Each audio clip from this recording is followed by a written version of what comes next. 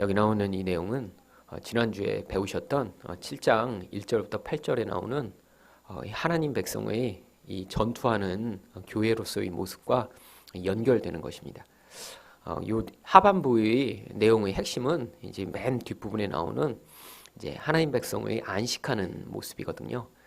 그 안식이 어떻게 얻어지느냐? 사실은 7장 1절부터 8절에서 여러분이 보셨던 대로요. 교회가 이 땅에서의 전투를 잘 마쳤을 때 그 하나님이 약속하신 이 안식을 얻게 됨을 여러분 이제 보신 것입니다. 그래서 이제 지난주 우리가 잠깐 한번 다시 보면요. 1절부터 8절에 도대체 전투하는 교회의 모습이 무엇이냐? 5절부터 8절에 나오는 지파의 이름들 가운데 그 교회의 의미가 담겨져 있다고 말씀을 드렸죠. 유다 지파가 맨 처음에 나오는 건 예수 그리스도를 우리가 따라가는 자임을 보여주기 위한 것이고요. 결국 그 장자처럼 우리 또한 우리가 될 것을 모형으로 보여주는 것이고요.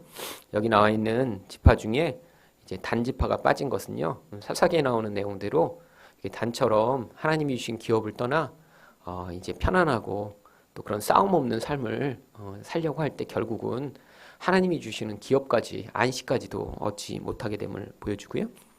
사실 므낫세와 에브라임 이렇게 쌍으로 항상 나와야 되는데 에브라임이라는 이름 대신에 요셉 지파라고 이름이 나온 것을 통해서 우상 숭배하는 에브라임과 같은 그런 우상 숭배는 하나님이 반드시 제거하셔서 천국에 우리를 불러주심을 보여주시는 거고요.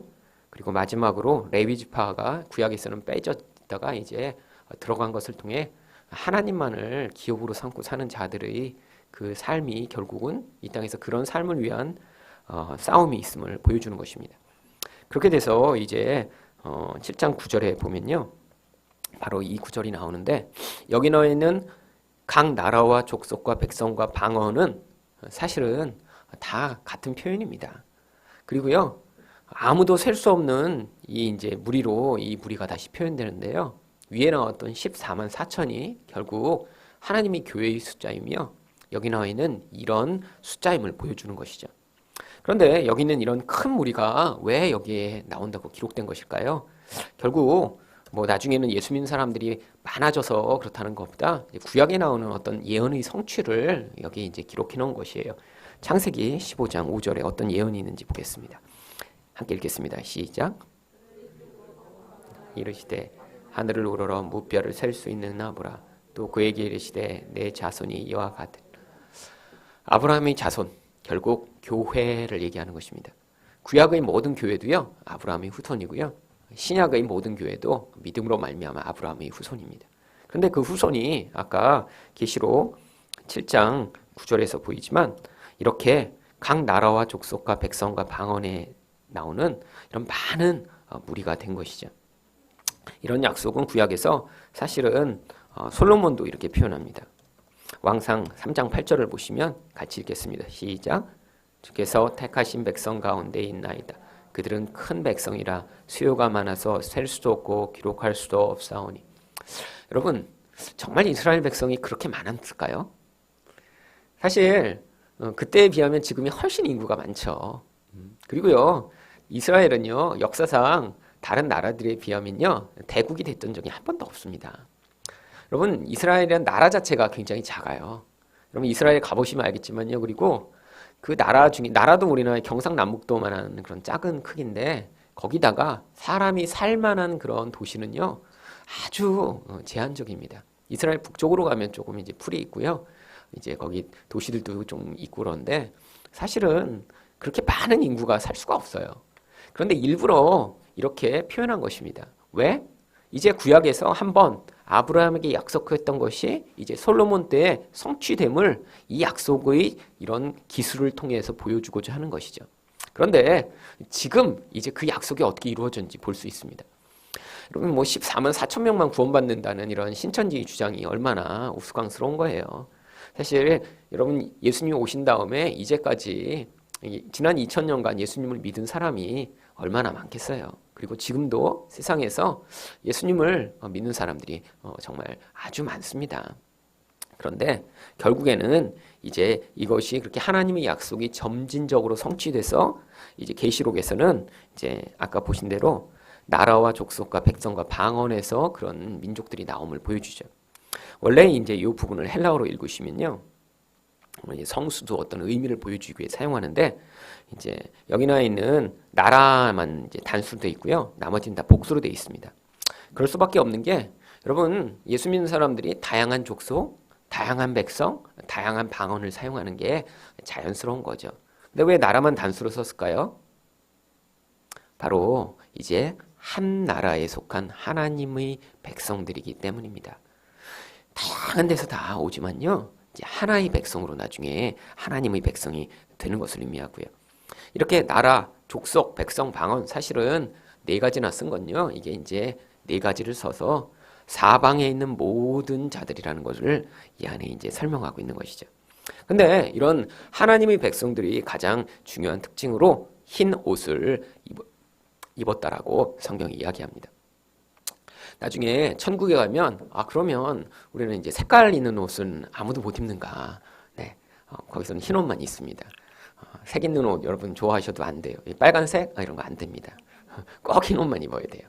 근데 왜 흰 옷이라고 하냐면요, 사실은 이게 이제 흰 옷이 아니라요, 제가 볼 때 이제 투명한 옷이에요. 투명한 옷. 왜냐하면 이게 꼭 하얀색이 뭐 백의 민족이, 어떤 분이 옛날에 그렇게 글을 쓰셨더라고요. 한국 사람이 이제 이 하나님의 백성과 가장 원래 이렇게 그 유전적으로 일치한대요. 왜냐하면 우리는 백의 민족이라 뭐 옛날부터 그냥 흰 옷을 좋아했고 그렇다고. 뭐 그런 의미가 아니라 이건 다 영적인 의미입니다. 이 흰 옷이 뭔가 이제 계시록에도 나오잖아요. 7장 14절 한번 보겠습니다. 같이 읽게요. 시작. 그가 나에게 이르되 이는 큰 환난에서 나오는 자들인데 어린 양의 여러분 이상하지 않으세요? 어린 양의 피에 씻었는데 옷이 휘어졌어요. 여러분 피에 씻으면 옷이 어떻게 되죠? 빨개져야죠. 그런데 그러니까요, 나중에 흰 옷을 입는다는 게요, 정말로 하얀 옷을 입는다는 게 아니라 예수님의 보혈로 정결케 된 자들만 하나님 나라에 들어가 하나님을 찬양하고 안식을 누릴 수 있음을 보여주는 것입니다. 결국 이 내용이 이제 신약 성경을 요약한 것이죠. 결국 우리가 무엇으로 정결케 된다고 해요? 로마서 3장 25절 읽어보겠습니다. 시작. 그의 피로 말미암는 화목제물로 세우셨으니 이는 하나님께서 길을 참으시는 중에 전에 지은 죄를 간과하심으로 자기의 의로우심을 나타내려 하심이니. 결국 예수님으로 말미암아 우리가 의롭게 되었음을 흰옷을 입었다라고 성경이 표현하는 것입니다. 다시 이제 계시록 7장 9절로 가보면요, 결국 나중에 우리가 다 흰옷을 입는데, 그러니까 예수님으로 말미암지 않고는 하나님 나라에 갈 자가 아무도 없는 거예요. 그런데 또 하나의 특징으로요, 손에 종려가지를 들고 있습니다. 여러분, 종려가지는 예수님이 예루살렘에 입성하실 때도 사람들이 들었던 거잖아요. 근데 이 종려가지를 왜 들었다고 하냐면요, 이 종려가지가 이스라엘 역사 가운데 원래 이제 자연스러운 어떤 배경이 있기 때문이에요. 원래 구약에 이제 이스라엘 성이 이제 안티오쿠스 에피파네스 4세라고 하는 시리아의 왕에게 이제 짓밟힌 적이 있습니다. 이 중간기의 역사 가운데 벌어지는 일인데요. 이제 이스라엘을 박해했던 박해자들 가운데 이 안티오쿠스 에피파네스는 이제 가장 악랄한 인간이었어요. 워낙 야심도 컸고 또 이 하나님 백성들을 향한 이 이제 분노와 개인적인 원한이 좀 굉장히 많았습니다. 왜냐하면 원래 이제 이게 시리아가 그때 굉장히 나라가 커졌거든요. 그래서 나라가 커져서 이제 사방으로 그 영향력을 확장하려고 했는데 가장 먼저 이제 싸움을 걸었던 게 사실 이제 이집트입니다. 그래서 이집트까지 내려서 이제 전쟁을 하려고 하고 그러는데, 그래서 이제 그 나라가 엄청나게 커졌어요. 근데 문제는 이 이스라엘은 정말, 그러니까 이집트나 뭐 이런 나라랑 싸우는 큰 나라가 됐는데, 사실 이제 바벨론이 멸망한 다음에 이제 그 조금 남쪽에서 세워진 굉장히 거대국이었거든요. 그래서 이집트랑 싸울 정도로 나라가 커졌는데 이 이스라엘이 정말 발톱의 가시처럼 계속 반항하는 거예요. 그러니까요, 애굽까지 가서 먼저 이제 애굽을 치고 이제 점령하려고 했는데 그때 또 변수가 생겼습니다. 애굽이 이제 이 시리아랑 그냥 싸우려고 하다 보니까 안 될 것 같은 거예요, 요번엔. 그래서 이 이집트가 누구한테 도움을 요청했냐면 당시 신흥 강국으로 등장하기 시작했던 로마에게 구원을 요청합니다. 그래갖고요, 로마 군대가 이 시리아 군이 오고 있는 동안에 이제 이 이집트에 와서 이미 주둔을 해버린 거예요. 그 다음에 이 에피파네스가 자연스럽게 가면 우리가 전쟁에서 이길 거라고 생각하고 왔는데 보니까 로마군이 다 이렇게 차지하고 있고요. 그 로마의 장수가 대신 이 애굽 왕의 앞에 나와서 이 에피파네스가 서 있는 자리에다 원을, 이 모래밭에서 원을 그려버립니다. 칼로. 그 다음에 네가 그 원에서 나올 때까지 여기야 우리와 싸울지 아니면 그냥 돌아갈지를 결정해라. 굉장히 모욕적인 일이죠. 근데 이 로마가 이미 다 전열을 가지고 지금 전쟁 준비를 하고 그렇게 있는 상황에서 그 에피파네스가 정말 의기양양하게 온데 그렇게 원을 그려놓고 하니까 거기서 너무너무 부룩부룩 화가 난 거예요. 결국 근데 이렇게 상대를 딱 보니까 안 될 것 같아요. 이 이집트군에는 로마까지 합쳐있지? 자기는 이제 이집트만 싸울 줄 알고 그렇게 왔는데. 그래서 결국 거기서 자기가 가겠다고 그러고 이제 돌이켜서 다시 나옵니다. 군대를 이끌고. 근데 오는 길에 이제 그 분노를 잠재우지 못하고요. 오다가 그냥 올 수가 없었던 거예요. 그래서 일부러 이스라엘로 들어옵니다. 왜냐하면 여태까지 맨날 반역을 했거든요. 그래갖고요. 들어오는 길에 이 이스라엘을 완전히 초토화시켜버려요. 당시에 그래서 예루살렘 성에 있던 사람 가운데 수만 명이 목이 잘려 죽고 정말 아주 비참하게 죽임을 당했고요. 이 예루살렘 성전도요. 처음으로 옛날에는 그냥 허물렸죠. 바벨론 유수 땐. 이때 이 에피파네스가 이 성전에서 돼지 피를 뿌려갖고 제사를 드리고요. 그 다음에 그 성전을 다 이제 제단을 허물고 거기다 제우스 신상을 세웁니다. 도망가는 사람들 잡아다가 다 죽이고요. 그래서 산으로 막 도망갔는데 그때 이 에피파네스의 대항에 나타났던 전설적인 영웅이 한 사람 등장해요. 이 사람 이름이 마커비라고 하는 가문에서 나온 사람들입니다. 그래서 마커비라고 하는 이제 가문이 그때 시작되는데요. 이제 제사장의 7 아들이 있었는데 이들이 이제 이 전쟁을 이제 개인적으로 사람들 모아서 싸우기 시작한 거죠. 그러면서 얼마나 맹렬하게 잘 싸웠는지 1년 반 만에 이 예루살렘 성을 탈환을 합니다. 그래갖고요. 사람들은 그 당시 그렇잖아요. 여러분 성전 자신들의 생명처럼 여기는 성전인데 거기다 돼지피를 뿌리고 막 제우스 신상을 세우고 그랬으니 사람들은 정말 그것 때문에 너무너무 이제 힘든 상황인데 이 마커비 일가가 나타나서 그렇게 해주면서 그 마커비가 거기서 영웅처럼 됐어. 사람들이 이 영웅을 환영하기 위해 그때 종려가지를 들고 다 거기서 그 마커비를 환영한 거예요. 왜냐하면 이 종려가지가요 원래 승리의 상징입니다. 이러면 이제 이 종려나무라고 하지만 사실 이게 이제 대추야자 나무예요.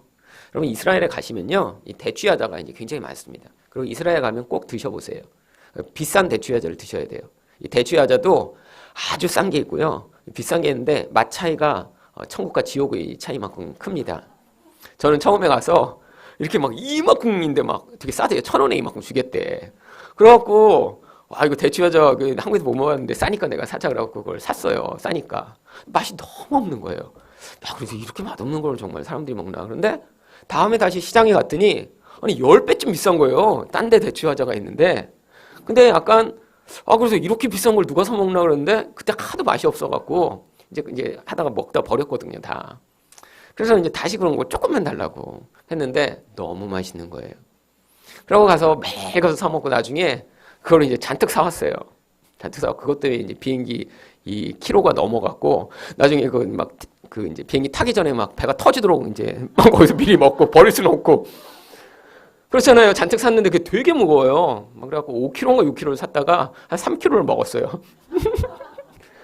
비행기가 너무 오버차지가 이제 심해갖고.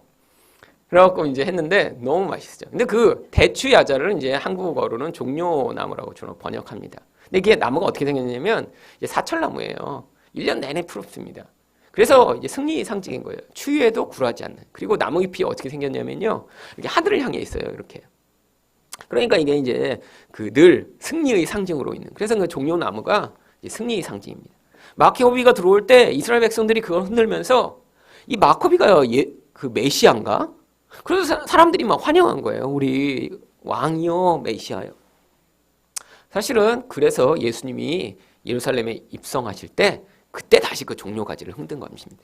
사실 그때 흔든 그 종려나무 가지를 흔든 그 맥락 안에는요. 어떤 마음이 숨어 있었냐.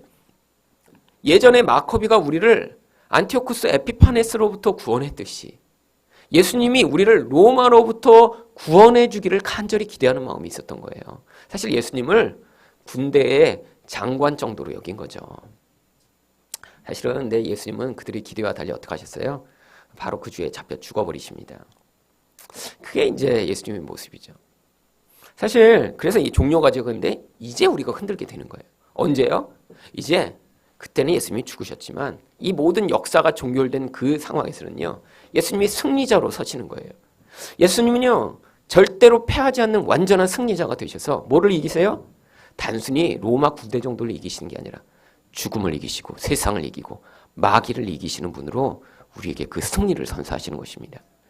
여러분, 세상을 살면요, 정말로 하나님 보이지 않기 때문에 이 사실을 믿지 못하면 흔들 때가 되게 많아요. 특별히 여러분, 이 죄가 지배하는 그런 사람과 가까이 할 때 여러분 안에서 좌절되고 정말 포기하고 싶은 마음이 굉장히 들 때가 많습니다. 여러분 자신은 괜찮으세요? 예수를 믿다가도요, 자기 안에서 드러나는 그 끊임없는 죄악의 모습, 뭐 다른 죄, 뭐 살인하거나 여러분 가운데는 뭐 나쁜 짓을 해갖고 하는 그런 이제 감옥에 갈 만한 죄는 안 짓지만 사실 하나님이 가장 싫어하시는 죄가 뭐죠? 자기 사랑입니다. 자기 사랑. 자기를 사랑하기 때문에 나를 높이고 싶고 내가 인정받고 싶고 남을 그래서 무시하고 사랑하지 못하고 결국 자기 안에서 끊임없이 나오는 그 자기 사랑. 그런데 하나님이 어떻게 하세요? 예수 이름으로 반드시 승리해내시고요. 그 승리를 우리에게 주실 거예요. 그뿐 아니고요. 여러분 주변에도 또 보면 이렇게 끊임없이 죄악된 모습을 보이는 연약한 사람들이 있습니다. 여러분, 우리만 그런 게 아니라 또 어떤 사람은 특별히 그런 연약함의 모습을 이렇게 타고나요. 참 주변에 보면요, 교회에도 이렇게 많은 분들이 계시지만 어떤 사람은 더 많이 연약해요. 지금 그런 연약함의 과정을 지나갈 때가 있고 또 인생 가운데 여러분 어떤 사람은 젊어서 고난을 당하고 어떤 사람은 이렇게 몰아서 나중에 하는 사람도 있고요. 그러니까 이제 그때 어떤 시점에서 그에게 고난이 닥칠 때 결국 자기 안에 있는 그 모든 연약함과 부끄러운 모습이 다 이렇게 투영돼 나오죠. 근데 가까이서 그것을 목도하면요, 포기하고 싶을 때 굉장히 많습니다. 야, 저 사람 안에서는 정말 저렇게 기도한다고 저게 회복될까? 근데 성경의 약속은 뭐냐면 반드시 하나님이 그 죄를 이기신다는 것입니다. 여러분, 그래서 사람에 대해서 우리가 낙심할 게 아니에요. 여러분 자신에 대해서도 낙심하는 게 아니라 그 반드시 소망이 그 안에 있어야 됩니다. 왜? 우리가 싸워서 이기는 게 아니에요. 예수님이 죄를 이기셨잖아요. 그리고 지금 그것을 적용하시는 거고요. 사망을 이기셨으니까 하나님 반드시 사망이 우리를 지배하지 못하게 하실 거예요. 그래서 그 승리로 우리가 승리했다가 아니라 예수님이 승리하셨습니다를 우리가 계속 들고 천국에선 그 승리를 우리가 계속 노래하고 찬양하게 될 것입니다. 지금은 이제 한 번 들었다, 한 번 내려놨다, 한 번 들었다 이제 왔다 갔다 해요. 오늘은 들고 야, 예수님이 승리하신 것 같다. 이제 교회 와서 했는데 집에 가면 아닌 것 같아. 그래갖고 이제 잠깐 내려놨다가 이제 사실 이제 우리가 왔다 갔다 하고 자 이제 그 다음 절 보죠. 여기 근데 뭐라고 그러면서 이제 예수님한테 외쳐요? 구원하심이 보좌에 앉으신 우리 하나님과 어린 양에게 있도다. 그럼 바로 이 땅에서의 모든 승리가 그래서 하나님의 손안에 달린 것입니다. 여러분, 우리는 이제 열심히 하다가 정말 포기할 때도 있고요, 실패할 때도 있고요, 좌절할 때도 있고요, 낙심할 때도 있어요. 근데 궁극적으로 하나님이 하나님의 백성을 택하시면 그 승리를 찬양하는 자리에 우리를 반드시 세우실 것입니다. 그래서요, 정말 이렇게 더디게 가는 것 같은데요.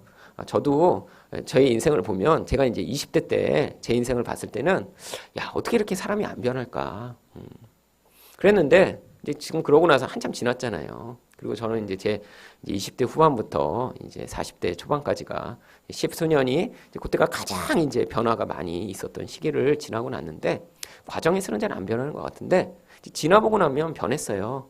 그런데 그거를 뭐 내가 열심히 기도했더니 변했다가 아니라 하나님이 내 삶에 그렇게 개입해 오신 그 과정이 나를 변하게 만든 것이죠.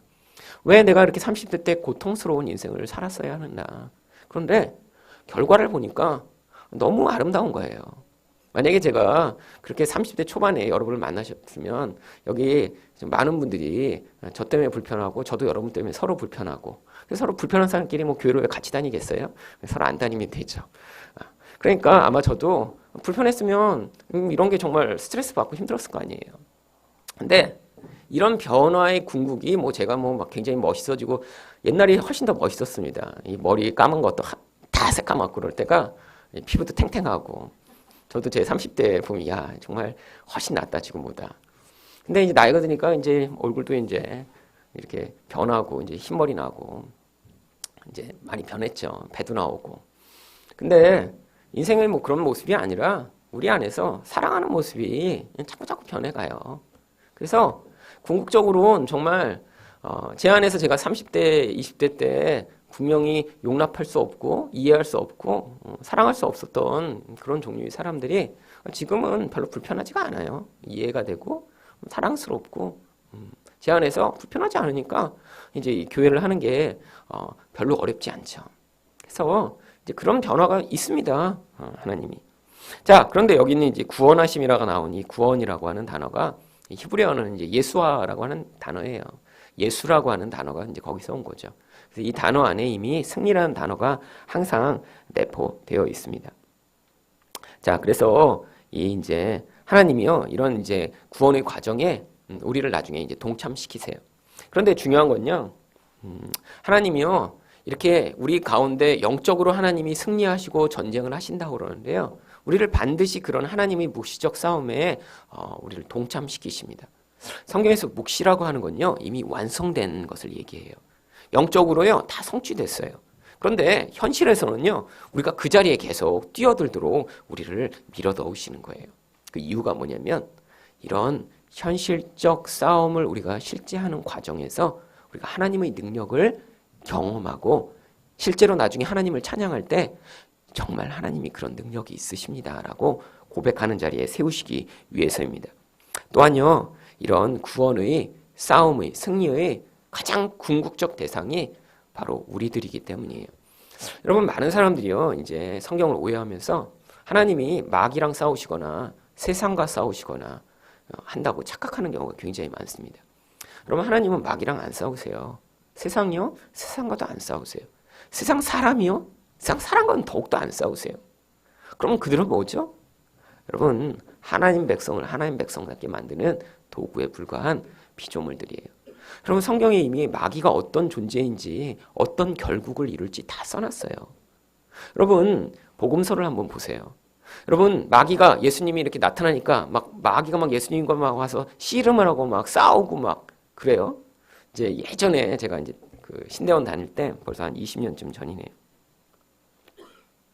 그때도 이제 예수 그리스도의 뭐 일대기라고 영화가 나온 적이 있어요. 그래갖고 이제 신학생들이 쭉 영화관에 이제 영화를 보러 갔습니다.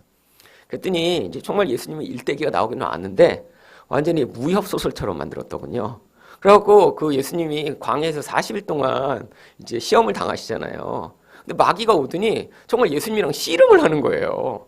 뭐 이렇게 말로 시험하고 이런 게 아니라 막 그래갖고 막 예수님 하면 예수님 막 마귀를 막 집어 던지고 그럼 마귀가 떼굴떼굴 돌아가고 탁 쓴 다음에 다시 막 예수님 이렇게 달려오고 하고 우리끼리 서로 이렇게 얼굴 보다가 근데 나중에 어떻게 끝나냐면 마지막 장면 아직도 잊어버리지가 않아요.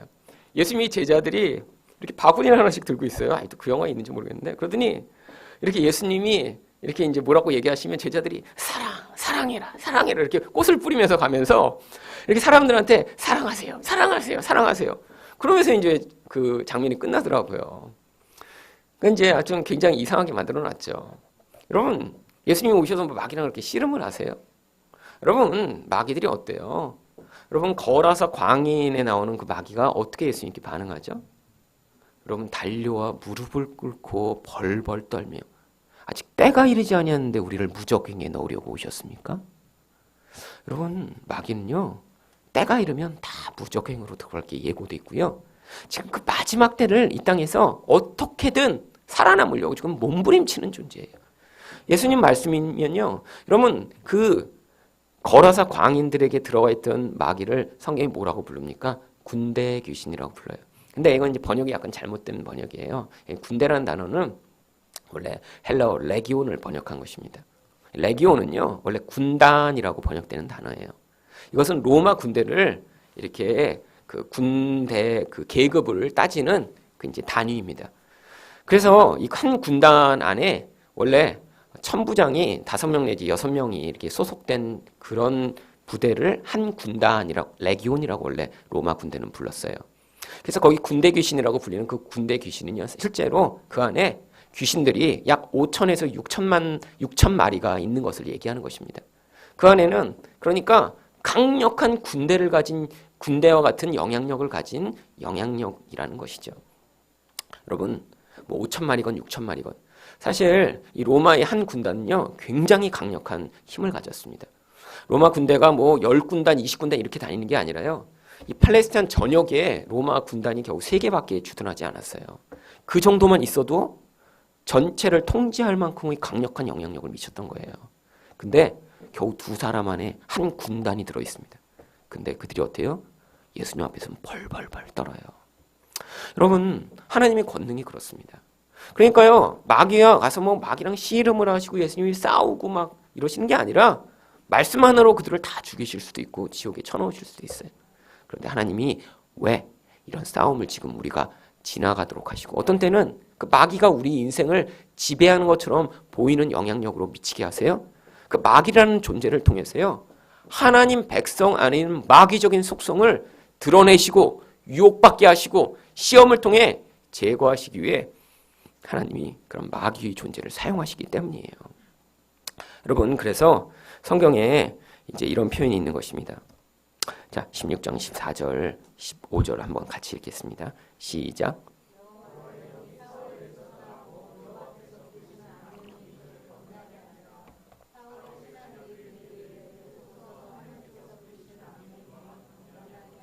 네. 여러분, 이 성경에서 이제 유일하게 나온 표현입니다. 여호와께서 부리시는 악령. 이제 개혁판에는 악신이라고 되어 있죠. 여기는 이 여호와께서 부리시는 악령이라는 게 그냥 우리 쉬운 말로 표현하면요. 이제 신약 성경에서는 귀신이라고 표현된 그런 표현이에요. 원래 이 귀신이라는 번역은 잘못된 번역입니다. 원래 이 귀신이라고 번역된 이런 귀신하면 여러분 뭘 떠올리세요? 이제 치마 입고 이렇게 입에 피 흘리고 머리에 풀어헤친 처녀 귀신? 아니면 이 뭐 이런 이제 그 문화적인 어떤 개념이 들어가잖아요. 원래 신약 성경에 귀신이라고 번역된 단어도요. 원래 더러운 영이라고 하는 단어를 그렇게 그냥 번역한 것입니다. 원래 영적 존재라는 거예요. 그런데 성령의 역할과는 반대되는 역할을 한다는 거예요. 그래서 거룩한 영이신 성령과 반대되는 단어인 더러운 영이라는 표현을 그냥 사람들이 귀신이라는 표현이 익숙하니까 귀신이라고 번역한 거고 여기도 그런 표현입니다. 그런데 그런 귀신의 존재조차도 무슨 통제 안에 있어요? 여호와의 다스림 안에 존재한다는 거예요. 근데 여러분, 사울에게 이런 귀신의 영향력이 미쳐서 한 일이 무엇입니까? 결국은 사울이 다윗을 핍박하고 박해함으로 다윗을 다윗답게 만드는 일을 한 거예요. 이게 이제 마귀가 하나님 백성의 인생 개입하는 방법입니다. 그래서 계시록 12장 14절에도 이런 표현이 있는 거예요. 자, 13절부터 읽죠. 시작.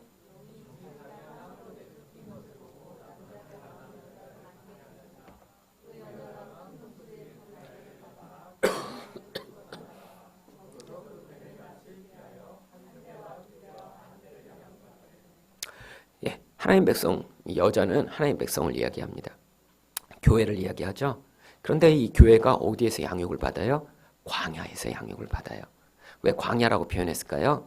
출애굽기에 나오는 바로 이스라엘 백성이 40년간 광야에서 지낸 장면을 이제 연상하도록 한 거예요. 그런데 그 기간이 언제냐면 40년이 아니라 여기서는 한때, 두때, 반때라고 써 있습니다. 똑같은 표현이 1260일, 3년 반이라고 하는 이 땅의 인생의 기간을 얘기하는 거예요. 교회가 말세 내내 이렇게 광야에서 양육을 받는데 무엇을 통해 양육을 받아요? 바로 거기에 누가 있습니까? 용이라고 하는 옛뱀, 마귀가 하나님 백성을 시험하고 양육하는 도구로 사용되는 것입니다. 사실 여러분의 보모는 천사가 아니라 마귀인 경우가 많습니다. 하나님이요, 우리를 보모 마귀에게 맡겨놓으시고요. 우리 안에 있는 죄의 영향력을 자꾸자꾸 유혹과 그런 핍박을 통해 폭로하시고 드러내셔서 그래서 우리 안에서 죄악된 부분을 제거하시기 위한 용도로 마귀적 영향력을 사용하시는 거예요. 결국 우리 인생이 그래서 마귀로부터 당하는 시험이 반드시 있습니다. 그게요, 영적으로 민감한 사람은 그런 어떤 시험이 조금 더 어떤 꿈에도 더 많이 나올 수 있고요. 또 어떤 현실적으로 그런 느낌을 경험하게 되는 경우도 있죠. 하지만 본질은 똑같아요. 여러분, 이렇게 시험을 당할 때 특히 거기에 마귀가 여러분의 인생에 이렇게 여러분을 괴롭히고 이렇게 힘들게 한다고 생각할 때 예수 이름으로 기도해 보셨나요? 이제 저는 많이 했습니다. 인생 내내 그런 경우가 하도 많아서요. 사실 저는 이제 옛날부터 좀 영적으로 민감했거든요. 요즘은 이제 둔감해졌습니다. 옛날에는 사실 거의 이제 일상적인 삶이 불가능할 정도로 너무 민감해서 이제 참 많이 이제 고생했던 적도 있어요. 그래갖고요, 기도원에 가서 이제 기도를 하면요, 이제 조금 기도를 하다가 이렇게 약간 느낌이 이상해서 눈을 뜨면 이렇게 이제 주로 산에서 이렇게 기도하잖아요. 그러면 이제 산에 그렇게 나무들이 많은데 나무마다 뭐가 하얀 게 이렇게 자꾸 숨어서 저를 이렇게 쳐다보고 있는 거예요. 여러분 이렇게 혼자 있을 때 기도하다가 그렇게 그런 느낌이 딱 들고 나면요, 그 다음부터 이렇게 도망가고 싶은데 다리가 안 움직여요. 여러분 그런 느낌 아세요? 근데 또 이제 하지만 또 이렇게 들은 얘기가 많거든요. 저희 어머니가 기도를 많이 하셔갖고요, 이제 그런 얘기들을 어려서부터 많이 해주셨어요. 아마 그래서 그렇게 그런 걸 자주 보고 그랬는지도 몰라요. 우리 어머니가 늘 그러세요. 일승아, 기도하다가 이렇게 귀신들이 널 쳐다보거나 그래서 이제 그걸 발견하면 그때 도망가거나 무서워하면 앞으로 절대 기도 못한다. 죽을 때까지 그 자리에서 싸워서 이겨라. 그러고 이제 제가 한월산 기도원에 그때 갔을 때인데 정말 산에서 정말 평소에는 기도하는 사람들이 많았는데 그날은 저 혼자밖에 없었던 거예요. 그리고 멀리서 전등 하나가 켜 있어요. 그런데 정말 눈을 떠도 보이고 감아도 보이고 나무마다 뭔가 하얀 게 이렇게 나무 뒤에 서서 이렇게 나만 이렇게 눈을 이렇게 갖고 쳐다보고 있는 것 같고 내가 자세히 보려고 하면 이렇게 숨고. 근데 정말 그 자리에서 벌벌벌벌벌 막 다리는 떨리는데 막 그래갖고 그냥 몇 시간을 막 기도하고 막. 그러니까 거기서 뭐 기도할 수밖에 없죠. 도망올 수도 없고. 이제 도망오지도 못해요. 무서워서 정말 이렇게 뒤돌아서 오는데 뒤에서 탁 누가 잡으면 어떡해요. 근데 뭐 그런 일이 이제 저는 많았습니다. 정말 자다가 자기가 너무 두려운 적도 많아요. 그래서 맨날 잘 때 하나님 오늘도 천사 꿈, 예수님 꿈꾸게 해주세요. 평생 예수님 꿈꾼 적 한 번도 없고 늘 귀신만 나타나서 그래갖고 막 이제 그런 상황들이 일상에서 반복되고 그러면서 열심히 기도했죠. 근데 이제 뭘 경험했냐면 그렇게 귀신이 오면 제가 예수 이름을 아무리 외쳐도 귀신들이 별로 꿈쩍을 안 한다는 거예요. 그래서 제가 그때 생각한 게 더 세게 외쳐야 되는구나. 더 간절히. 그래갖고요, 제가 사실은 아까 그 하늘산에서 제가 이제 아주 절정이었는데 기도를 하는데 도저히 얘네들이 물러가지를 않는 거예요. 근데 이렇게 기도를 해보면 그 공포가 얼마나 이렇게 정말 막 뼛속까지 밀려올 때가 있습니다. 정말 죽을 것 같아요. 근데 막 기도를 하면 내가 기도를 이렇게 멈추면 이제 그런 또 이제 무서운 이제 소설 같은데 그런 거 있거든요. 이제 뭐 어느 이제 그 신부님이 뭐 이제 옛날 러시아에서 나오는 그런 이제 그런 옛날의 그런 건데 막 기도를 하다가 이제 성당에서 기도를 하는데 이제 마귀들이 나타난 거예요. 그러고 나니까 이제 거기서 이게 자기가 이렇게 들켜서 죽을까봐 자기 주변에 이제 원을 두르고 그 안에서 주기도문을 계속 외운 거예요. 근데 주기도문을 외우는데 그럼 마귀들이 못 보는 거예요. 주기도문을 외우는. 너무 힘들어서 주기도문을 잠깐 쉬면 저기 있다. 그래서 또 다시 그래서 하늘에 계신 이렇게 하면 또 못 보고 그러다가 밤새다가 잠깐 졸았어요. 그래서 못하는 동안에 그때 잡혀서 죽었다. 뭐 이런 이제 얘기들이 막 기억나면서 아니 근데 정말 그게 정말 실제 같아요. 여러분 눈을 떠도 보이면 정말 무섭습니다. 그래서 제가 얼마나 이걸 기도를 열심히 했는지요. 근데 나중에 뭐 하나님 물러가라 이렇게 하니까 안 되겠어요. 그래서 이제 늘 이렇게 기도를 할 때 그런 거 있잖아요. 예수 이름으로 물러가라, 뭐 예수의 보혈로, 예수의 피 떠나가라, 나사렛 예수 이름 명하니. 이거 너무 길어요. 그래갖고 이제 나중에는 빨리빨리 기도하기 위해 예수 피 이렇게 소리 지르기 시작했습니다. 예수 피, 예수 피, 예수 피, 예수 피, 예수 피. 방언을 하듯이 막 그냥 그렇게 막 땀이 나도록 막 그냥 산속에서 그러고 이제 몇 시간을 했죠, 몇 시간을. 근데 그때 느낀 게 아니 이렇게 예수 피가 이렇게 그냥 힘이 약해. 아니 뭐 이렇게 빵빵 나가서 이렇게 한번 예수 피 그러면 막 그냥 20명씩 확 쓰러지고 그래. 이제 예수 뭐 아무래도 힘이 약해, 힘이. 네, 이제 지금 돌아보면 이제 하나님이 이제 똥개 훈련시키시듯 이제 기도의 훈련을 시키시려고 이제 제가 이제 그런 어떤 생각과 그런 게 있으니까 이제 그런 것들을 이제 보게 하고 그러셨던 거죠. 근데 여러분 이제 그래서 그런 생각할 때가 있어요. 예수 이름이 약한가? 예수 피가 약한가? 약한 게 아니라요. 하나님이 어떤 목적을 위해 사실은 이 마귀라는 존재를 다 통제하십니다. 여러분 이 사울을 완전히 마귀가 사로잡아요. 그런데 그 배후에 누가 계시다는 거예요? 하나님이 계세요 또. 그래서 이 사울이 그 재위 기간 내내 하려고 했던 게 뭐예요? 다윗 죽이는 거 한 가지예요. 여러분 이 사무엘상 이제 뒷부분을 보면요. 이 사울이 다윗을 죽이고자 얼마나 애쓰고 노력했는지를 보여줍니다. 주변에 있는 모든 사람들을 동원해요. 그래갖고요, 다윗을 고발하면 내가 상을 주겠다. 그래서요, 심지어는요, 어떤 일까지 있었냐면 다윗의 그런 부족 사람들도 다윗을 배신합니다. 심지어는요, 다윗이 위험을 무릅쓰고 가서 도와준 사람들도요, 다윗을 배신하려고 해요. 여러분, 이런 일이 계속 벌어집니다. 그리고 이 다윗 하나를 잡기 위해서요, 3,000명의 특공대가 동원됩니다. 그리고요, 먼 곳을 도망다니는 게 아니에요.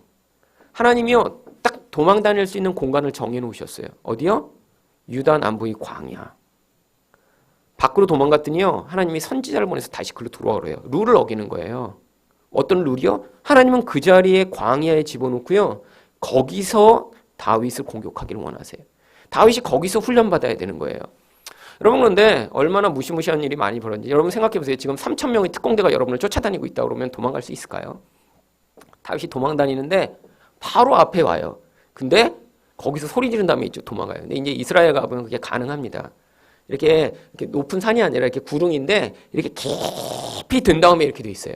근데 요 앞에서 바로 이렇게 가까워요. 이렇게 우리 이현자 집사님 계신 것처럼 가까운데 그 사이가 이렇게 깊은 골짜기가 있어요. 근데 이렇게 내려와서 이렇게 올라오려면 그게 한 15분, 20분 걸리는 거예요. 이제 고동안 도망가는 거예요. 고동안.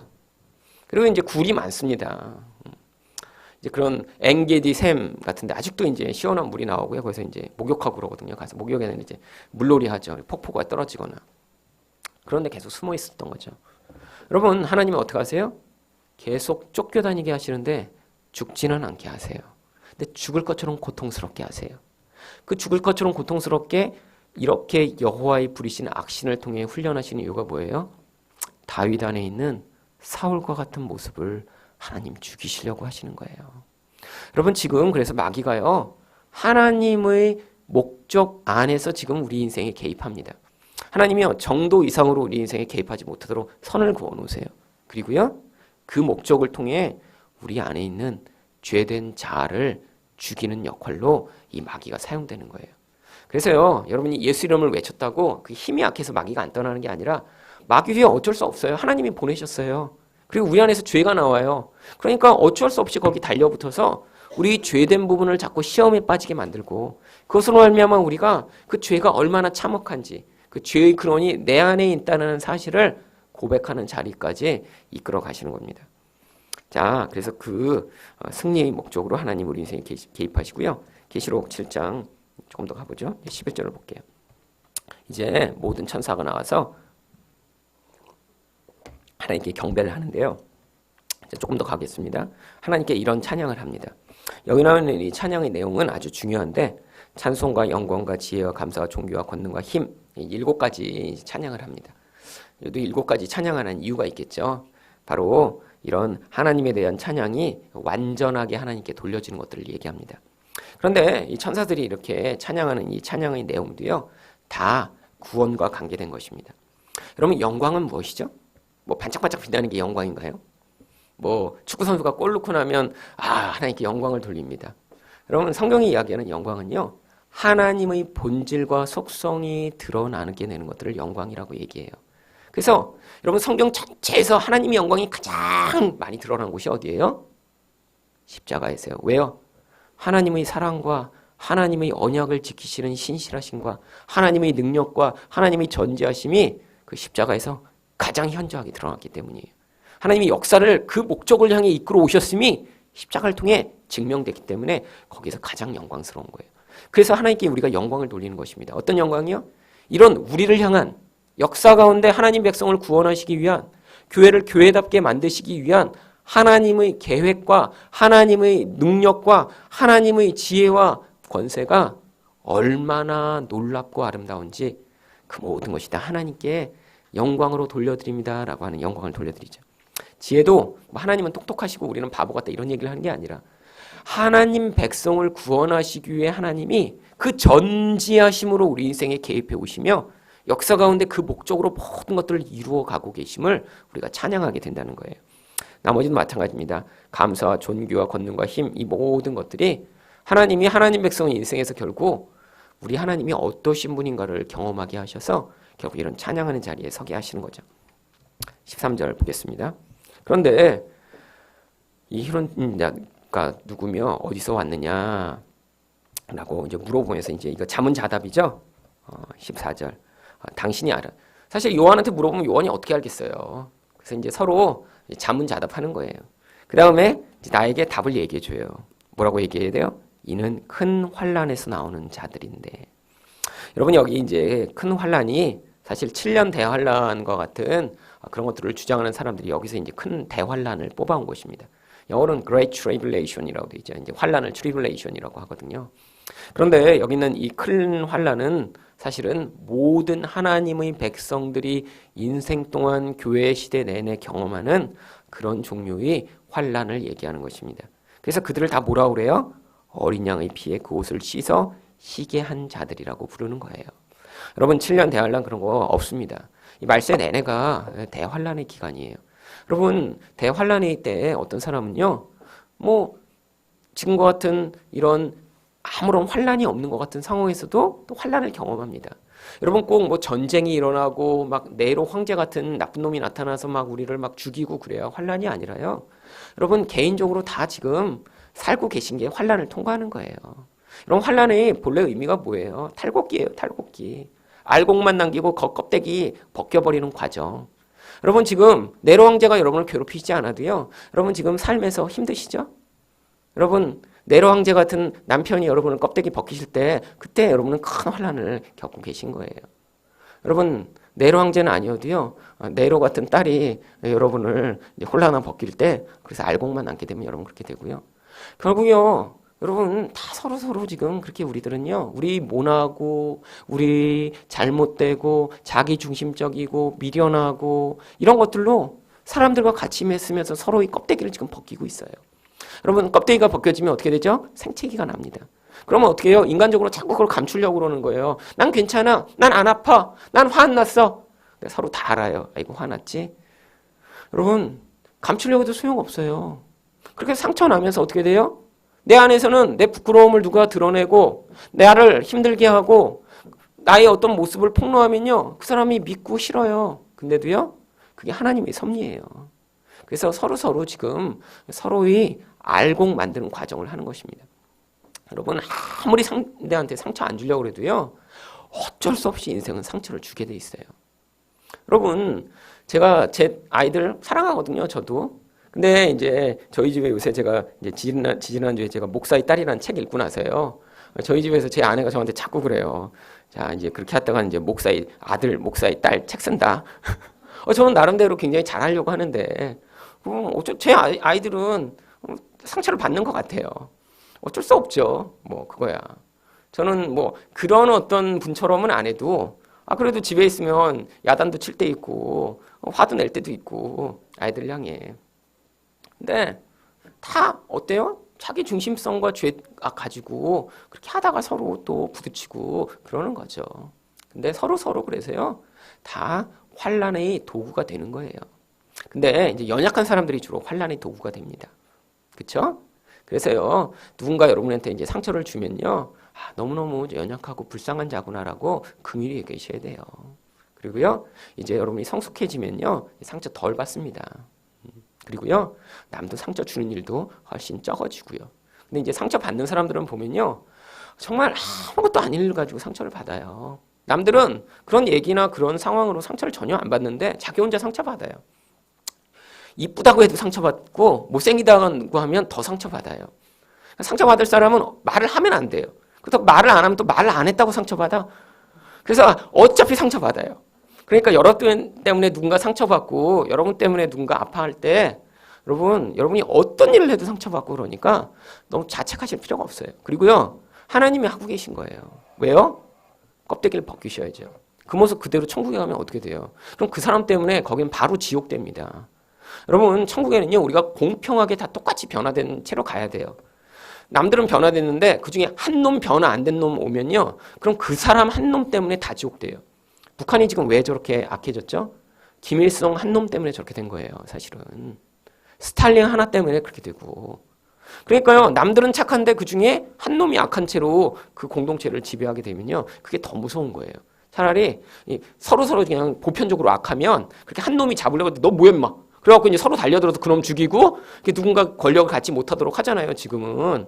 그래서 지금 민주주의가 어느 정도 유지되고 있는 거죠. 지금 이제 위에서 뭔가 이렇게 좀 갑질하려고 그러면 막 대통령이고 뭐 그냥 뭐 막 욕해대고 막 그러잖아요. 그러니까 이제 혼자서 뭘 못하는 거예요, 지금은. 하도 그냥 이제는 이 SNS랑 이제 이 보편화가 됐으니까 이제는 아주 무서운 세상이 되는 거예요, 점점.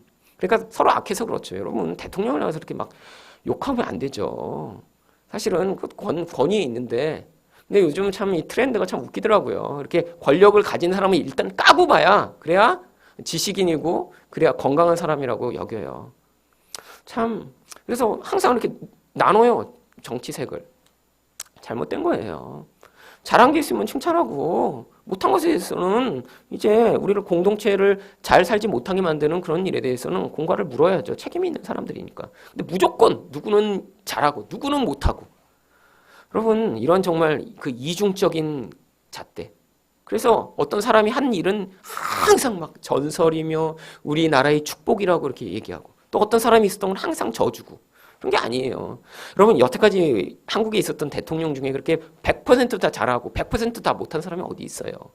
박정희는 정말 잘한 일도 있고 못한 일도 있고, 뭐 노무현이라고 항상 다 잘했나요?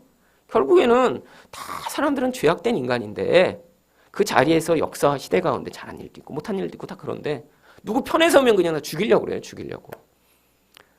사실 이게 지금 잘못된 거예요. 근데 결국 그래서 우리가 똑같이 다 변화돼야 돼요.